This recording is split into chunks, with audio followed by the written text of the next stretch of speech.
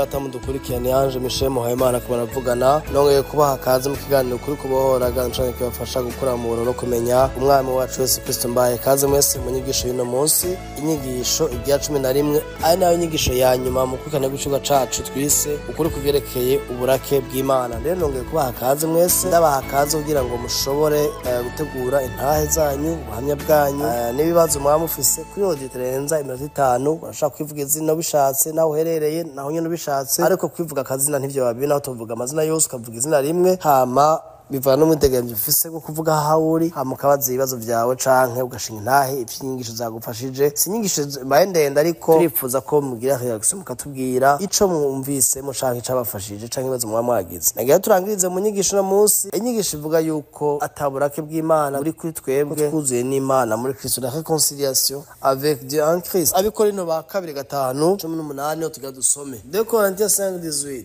haravuga gucyanye ore ku murongo wa 18 avango eka dore ku 17 ngo nuko rero umuntu wese yari muri Kristo aba ari caremwe gishasha bya Kera babihise byose biba bibaye bishasha umva bya Kera babihise byose biba bishasha bya Kera nibi ni bya bintu byo muri Adamu byo kumunyabyaha ubaye umuntu mushasha ibya Kera biba bihise sikuvuga ngo ucu umuntu mushasha aho nigeze kumva ariko arigisha kandi n'umuntu n'umupastori kandi yemewe cyane Burundi ariko arigisha yuko ngo yibaza yuko ngo umuntu nk'umukobwa ngo yari ngo yasambanye ngo ataragira Maria agacakizwa washasura kubisugi sinshaka kuvuga iyo disitwe ko turayigira mu kwani cy'ugwaruka muri hotel twari mu twicana ku meza nabwo je byo sindavyemera ahantu ariko bavuga byerekeye byo ku mubiri bari kwavuga ivyerekeye by'indani mu mitima yacu ibyo kwitwa abanyabyaha byo kwitwa abacibwa n'urubanza ibyo yabiheze ha rubanza ari kuri wewe ariko ku mubiri inkovu zaho mfise bankubise ibidaje mborewe ndacazifise uvuga ati ebara ko ibidaje of course naraboregwa nari umubandi narumugurugwa ntaramenya Kristo hari ibintu nahuye navyo by'imisanganye mfise ngo nyinshi ku mubiri by'ibintu bibi nakora aho nabwo mborewe n'ibindi bene da ntiba bisigura yuko ibyo mu mubiri byaba biheze ibyo mu mutima biba biheze ariko mu mubiri hari ingaruka zihaba z'ibintu wabaye mutaramenya Kristo hari ingwara umuntu agwara atarakira Kristo kumubure kubera ibyaha yakoze ntizisha zikira simeze ngo nivyokira mugani ntizisha zikira benshi baranapfa kandi baraziye Yesu Kristo ariko ngaruka aravuga byo mu mutima 18 rero bacavuga ngo ariko ivyo byose biva ku Mana yatwijuje ko kubwa Kristo ikaduha igikorwa cukunywanisha niko kuvuga yuko Imana yari muri Kristo yuzuza n'abari mu isi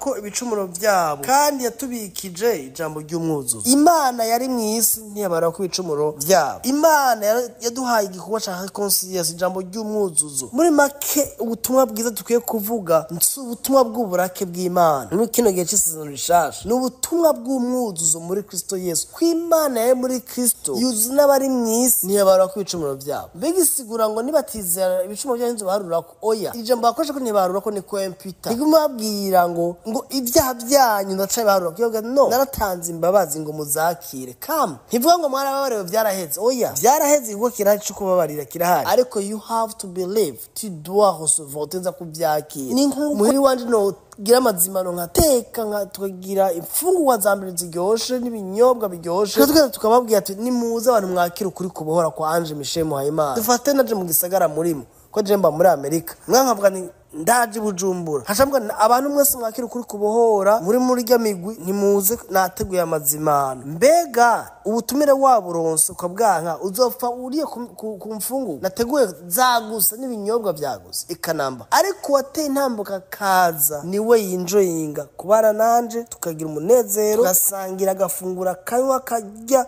akanezero niwe abeneficia kuri ivyo bintu ariko wabyanse nta kibazo nta byanke mugari ingaruka kuriwe ntaza kuryoherwa ntaza kwinjira mu nzu rero ifungwa banaziteguye hazo ushaka n'udashaka ntazi nuko no mu bwami bw'Imana biri ijambo ry'umuzuzo rihari Imana simana ishavuye si Imana yuzuye uburake si Imana irindira abantu bibice ahubwo igikorwa cyane ukushaka kubiyegereza ko yaragikoze muri Kristo ubutumwa rero nibwo dukwiye kubwira abantu batarizera ariko ikintu kibabaje nuko mu nyigisho twumviriza haba ku batarakizwa mu bikorane gehinomu simuze gehinomu kubivuga nibibi aho gasanga nivyo bavuga gusa abandi nabo ndigihe amaze gukizwa ngo mubwiye abantu n'abanyabyaha ngo n'Imana igira umukubita umuntu akamara imyaka 10-15-20 akaba n'umurongozi w'abandi n'umwungere ariko yigisha abantu ivy'igihano by'uburake by'Imana irimesha ibisha kumva Imana irutwa n'abayari Imana y'ugwanga niyo Mana abantu benshi bigisha y'uburake y'inkoni y'Imana Imana iseriye kora ibiseriye muri Imana agakisa gufyinisha ukamumviriza umuntu kumva ntatahura umutima wa papa umutima wa kivye ntawazi akumva bene data inyigisho kabande nemaza kwihangana turabanda 20 nico gituma turi intumwa mu gishingo ca Kristo Imana isaniye baduhanurisha turabahanura mu gishingo ca Kristo mwuzure n'Imana mu gishingo ca Kristo in the place of Christ twebwe tuhanura abantu mu gishingo ca Kristo ni mwuzure n'Imana come and be reconciled ingo mwihane mwizere mwakire nibwo butumwa tubwira abantu isi niyo message Imana duhamagarira niduhamagarira kubwira abantu ko bapfuye oya murabe Petero ku musa Pentecost yarababwiye abwiye inkuru nziza icakoze ku mutima n'igiki nuko yababwiye inkuru ya Kristo habaca baramaza dukora ikibagabo bene data dukora iki ntumvise Imana mbi Imana y'igikoko Imana igira ibici nibatahunga uburake bw'Imana bapfuye sivyo yababwiye yarabicishije barabicishamo ariko akababwira uruhande urukundo rw'Imana ishaka kubakiza mwene data umuntu yoza kubwira mu bibazo by'ingorane by'ubukene n'inzara abwa turapfuye we urapfuye asha inzara igira kwice vaho ugende inzara kwishe n'undi yoza kubwira ati naho ushonje hari inyishu naho ushonje hari ibyizigiro naho ushonje hari Imana gukunda naho ushonje ndafise inyishu ndashaka kureka gana woronka amafaranga ukaronka ico ufungurira umuryango wawe urumva nabantu babiri batandukanye n'abakubwiye ikibazo yuko uracaba ikazo ofisi umubwiye ko upfuye karabaye aguhetera kwebura n'ubwoba ariko ndakubwira agutera ivyizigiro akubwira ko inyishu ihari wo kumviriza uyu hari wewe wo kumviriza ugutera ubwoba ashaka kumviriza uguhinyisha ubwira inkuru nziza ubutumwa bwiza ni inkuru nziza si inkuru mbi y'ubwoba n'ibihano birimo si inkuru mbi ni inkuru nziza kuko muri ivyo bihano harimo inyishu ikubwira ati naho biru there is a solution